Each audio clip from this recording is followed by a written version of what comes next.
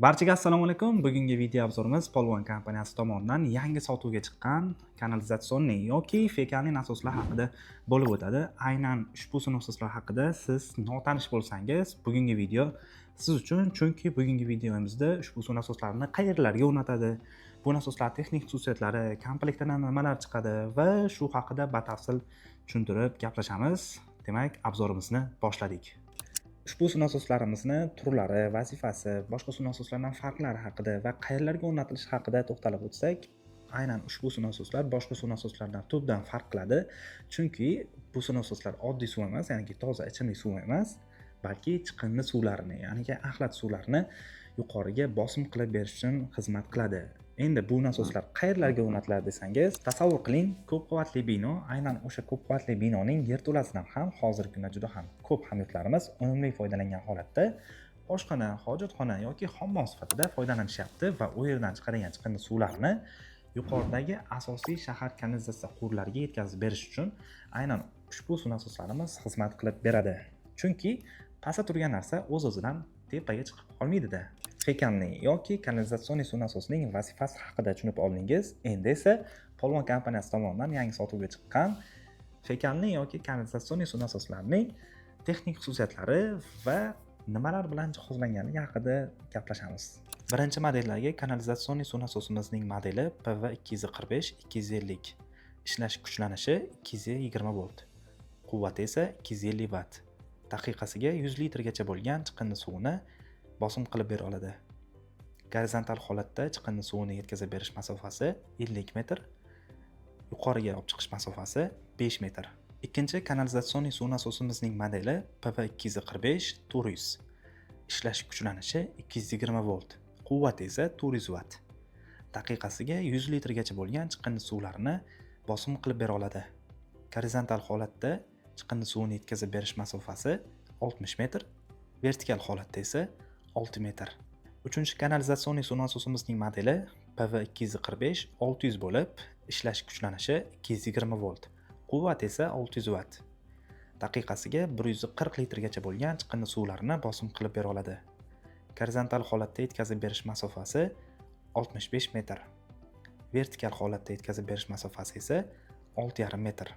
Demak, birinchi modeldagi nasosimizning komplekt qismi va tashqi tomonlama nimalar bilan jihozlanganligi haqida tanishtirib o'tsak, demak, komplektidan qo'llanish uchun kitobcha mana va kafolat varog'i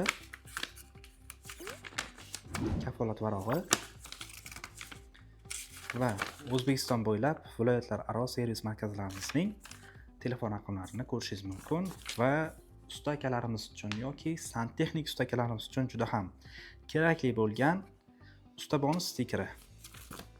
Albatta, xarid qilganda ushbu stikerni o'chirib, botimizdan aktivatsiya qilib, mahsulotlarimizga almashtirib olishingiz mumkin.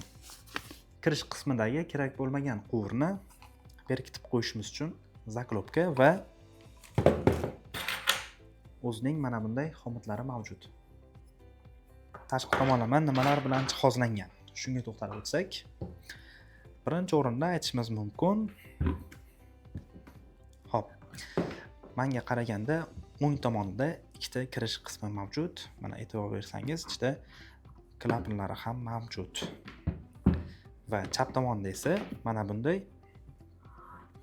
chiqish qismi mavjud. Bu yerdan o'sha davleniya, ya'ni bosim bilan chiqindi suvi chiqib ketadi. Va aytishimiz joizki, ushbu modelimiz bir dona idishda oq yuvish rakvinalari yoki qo'l yuvish rakvinalarini ostiga o'rnatiladi. Bu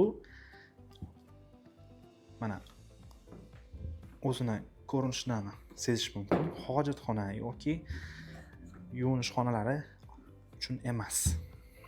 Demak, ikkinchi modeldagi suv nasosimizning komplektidan nimalar chiqadi? Tashqi tomonlama nimalar bilan jihozlangan? Shular bilan tanishamiz. Birinchi o'rinda aytishimiz mumkin, kafolat varog'i va qo'llanish uchun kitobcha. Va oxirgi betida O'zbekiston bo'ylab servis markazlarimizning viloyatlar kesimi bo'yicha telefon raqamlari yozib o'tilgan. Oxirgi betida esa ustalarimiz uchun maxsus usta bonus stikeri. Mana bu yerni o'chirib, 7 xonali siferda qanday bo'lsa xuddi shunday qilib kiritib bonuslarni qo'lga kiritishlari mumkin. Bonus pullarini albatta. Endi ichidan xomutlar, zaklopkalar, kerak bo'lmagan qismini, ya'ni kerak bo'lmagan quvurni berkitib qo'yish uchun albatta. Misol uchun menda hojatxona bor, rakvina bor, lekin yuvinish xonasi yo'q. Demak, menda bitta kirish quvuri ortiqcha. Buni nima qilaman? Yopib qo'yaman. Mana. E'tibor bersangiz, mana salliklari mavjud. Suv, havo chiqmasligini ta'minlaydi albatta. Va maxsus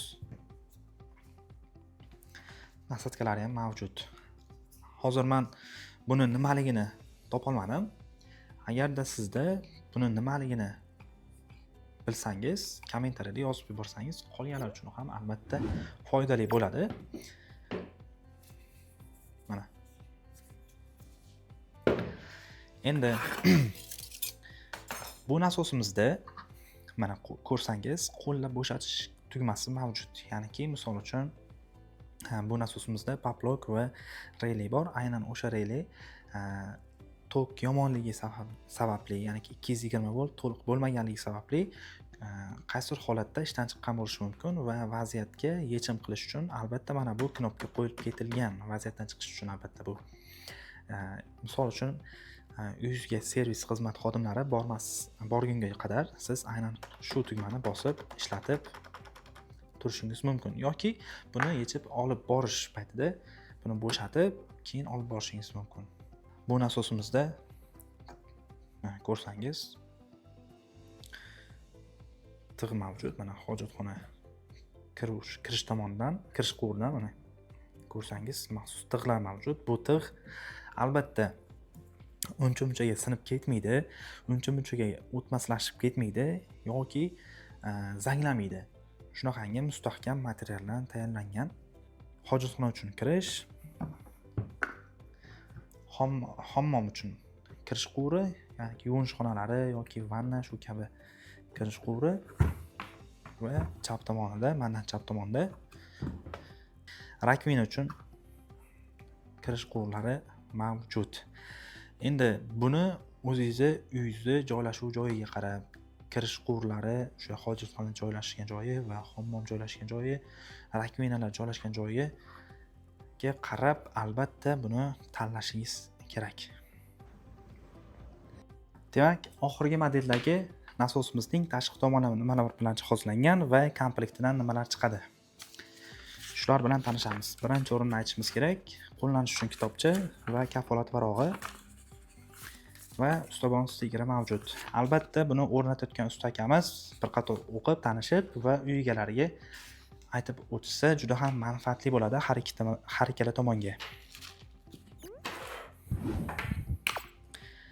Kerak bo'lmagan qismni berkitib qo'yish uchun, ya'niki kerak bo'lmagan quvurni berkitib qo'yish uchun. Misol uchun, menda hojatxona bo'lmasligi mumkin, lekin rakvina va qo'l yuvish uchun, ya'ni yuvinish uchun hammom bo'lishi mumkin. Bunday paytda men bemalol buni yopib qo'yib, bu ikkalasidan foydalanishimiz mumkin. Yoki boshqasi, biri bo'lmasa, qolganlarini ishlatishimiz mumkin. Talabga qarab albatta. Va xomutlar va bularning vazifasi haqida tanishamiz. Ko'rinib turibdiki, bunda bir dona hojatxona uchun quvur, rakvina uchun quvur va hammom yoki dushovый kabinalar uchun bir dona quvur joylashgan. Bu kirish qismlari edi, ya'ni kirish quvurlari. Va 4-chi quvurimiz esa chiqish albatta. Bu suv nasosidan chiqadigan, bosim bilan chiqadigan chiqindi suvlari quvuri.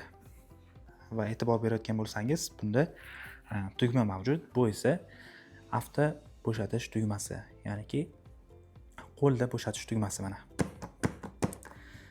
Bu nasosimiz avtomat hisoblanadi, ya'niki ichida qanchadir miqdorda to'lgandan keyin bu nasos o'z-o'zidan ishlaydi va chiqindi suvlarni bosim qilib beradi. Doim ishlab turmaydi. bo'sh turgan holatda ishlamaydi, ichida to'lgan holatda ishlaydi va bo'shatadi. Agarda bu nasosimizning relesi tok tufayli yoki qanaqadir ehtiyotsizlik tufayli kuyib qolgan vaqtda noqulaylik, ya'niki vaziyatdan chiqish uchun bunda qo'lda bo'shatish uchun tugma ham mavjud mana. Bu esa oxirgi suv nasosimizning tanishtiruvi edi. Polvon kompaniyasi tomonidan kanalizatsion suv nasoslariga 6 oy kafolat berilgan va bundan tashqari sizlar uchun eslatib o'taman, Polvon kompaniyasining O'zbekiston bo'ylab 20 ta rasmiy servis markazlari mavjud. Ushbu servis markazlarda ko'chmas servis xizmati ham mavjud. Bu turdagi suv nasoslarimizni ishdan chiqishiga asosiy sabablardan biri qo'sh tirnoq ichidagi foydalanuvchilar hisoblanadi, chunki ular bu turdagi suv nasoslarga juda ham katta baho berib yuborishadi. O'ylashadiki, uni o'tkir tig'i bor ekan, ya'niki samoray qilichdek o'tkir tig'i bor ekan, u baquvvat ekan, u zanglamas ekan deb o'ylab, har qanday narsani unitazlarga yoki kanalizatsiya qutulariga tashlab, chiqqindi bilan chiqarib yuboraman deb o'ylashadi.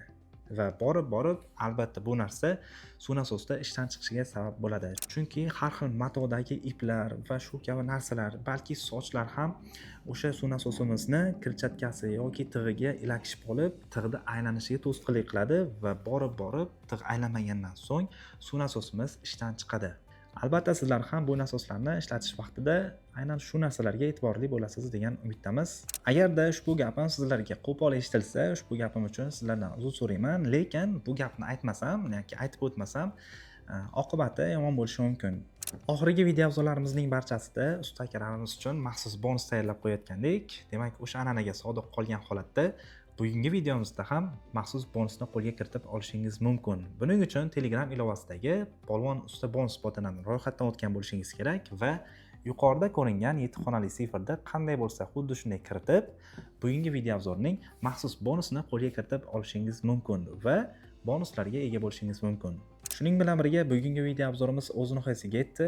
Agarda siz qidirgan mahsulotni bu video orqali topgan bo'lsangiz yoki qachondir mana shu mahsulotni ishlatishga ehtiyojingiz bo'lishini va mana shu mahsulot borligini bilgan bo'lsangiz, biz albatta xursandmiz. Kanalimizga obuna bo'lish va ushbu videoga like, o'z izohingizni qoldirish esdan chiqmasin. Barchaga rahmat, sog' bo'ling, salomat bo'ling.